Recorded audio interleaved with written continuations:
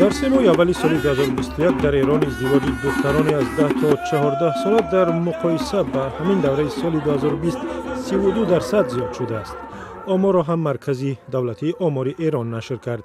دو جوانزن ایرانی نقل کردند که ازدواج برمحل چه مصیبت به سر آنها آورده است. از اول بچگیم که به دنیا اومدم تو 6-7 سالگی دیگه مثل دختر بزرگا با هم رفتار کردن. یعنی یه جوری شد که من تو 3 ابتدایی خواستگار داشتم. طرف اومد فکر کرد یه دختر 25-30 ساله هستم. بعد همسایه‌مون گفت دخترتون انقدر ظاهرش مثلا انقدر خانمانه رفتار میکنه، ما فکر کردیم سنش زیاده و دختر مونده است، یعنی از اون دخترایی که سنشون بالا هستش. انقدر تو خودم بودم اجازه نمیدادن بازی کنم، تفریح کنم. مثلا فکر میکردن یه دخترم که سنی دارم. خانم دیگر ایرانی میگوید با گذشت سالهای زیاد هنوز هم حسرتی کودکی در دلش مانده است. من هنوز یه نوجوان بودم ولی اصرار خانواده باعث شد که من به این ازدواج تن بدم. ایشون از من 10 سال بزرگتر بودن. خیلی سخت بود برای من، خیلی.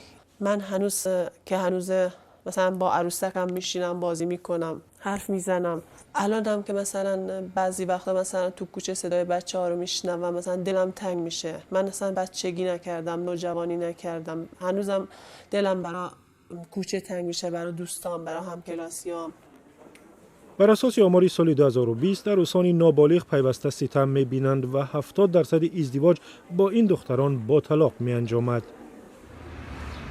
رفتم اونجا خونه شوهر، با این سنی که این همه به شوهرم میرسیدم، نازش میکشیدم، قربون صدقه میرفتم، میگفتم مردم حرف در میارن.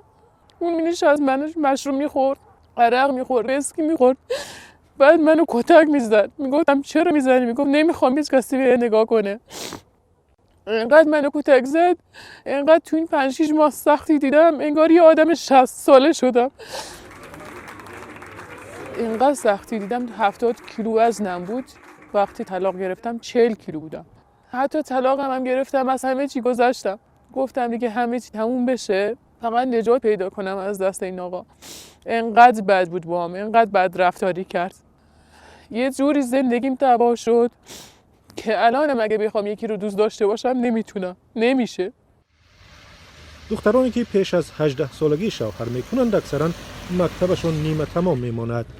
من اگه خودم بچه دار بشم، بچه‌م هم دختر باشه، هیچ وقت اینجوری باهاش رفتار نمی‌کنم، هیچ وقت. یعنی کاری میکنم که هر چی دلش میخواد، هر آرزویی داره براش برآورده کنم.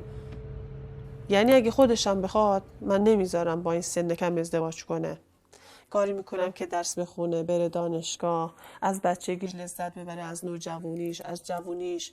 یعنی میخوام کاری کنم که از همه لحظه زندگیش لذت ببره. نمیخوام که مثل من حسرت به دل بمونه. اگه من الان برمیگشتم به اون دوران که 15-16 سالم بود، 100% درسامو میخوندم، به هدفم فکر میکردم تو زندگی.